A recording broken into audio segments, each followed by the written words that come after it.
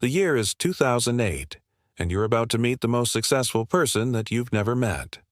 At age 22, this guy had $0 and 0 cents in his bank account.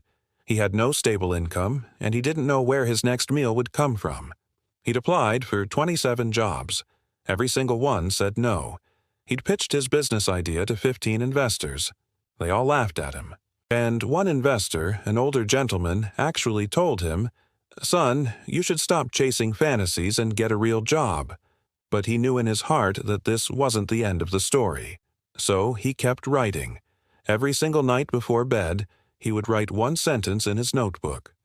"Tomorrow I will try again." Most people would have quit a long time ago. But he didn't. And the reason is that he had nothing to lose. If the world gave up on him, then he would give up on the world. He would create his own world. And that's exactly what he did. Years later, looking back, he says, "I stopped waiting for my cavalry to come and save me.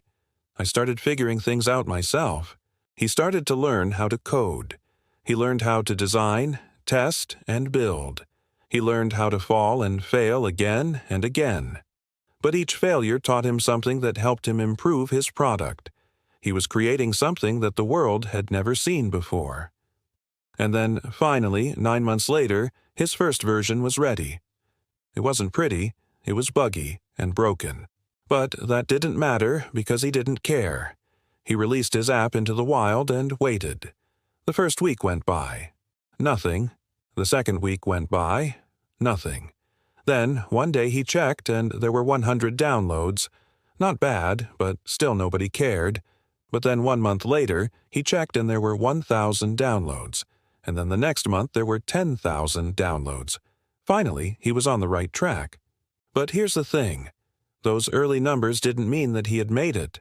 They just meant that the fight was only beginning.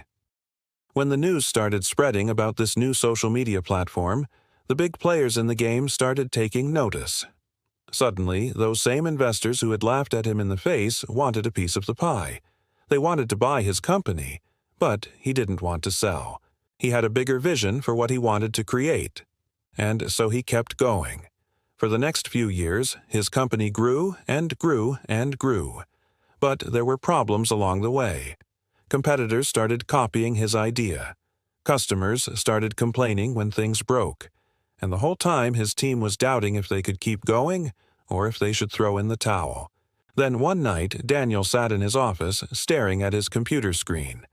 All he saw were angry emails from customers. He felt the same heaviness he felt back when he was working the night shift at the coffee shop. He felt like giving up. But then he did something crazy. He went to his attic and pulled out his old battered notebook.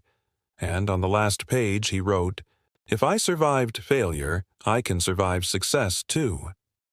And those words saved him. They reminded him why he started in the first place. And slowly, surely, he began to fix what was broken. Today, his company is a household name. But more importantly, his story has inspired millions of people around the world. People call him a genius, a visionary, even lucky. But the truth is, none of that is true. He wasn't the smartest. He wasn't the richest. He wasn't the luckiest. He was just the one who refused to quit.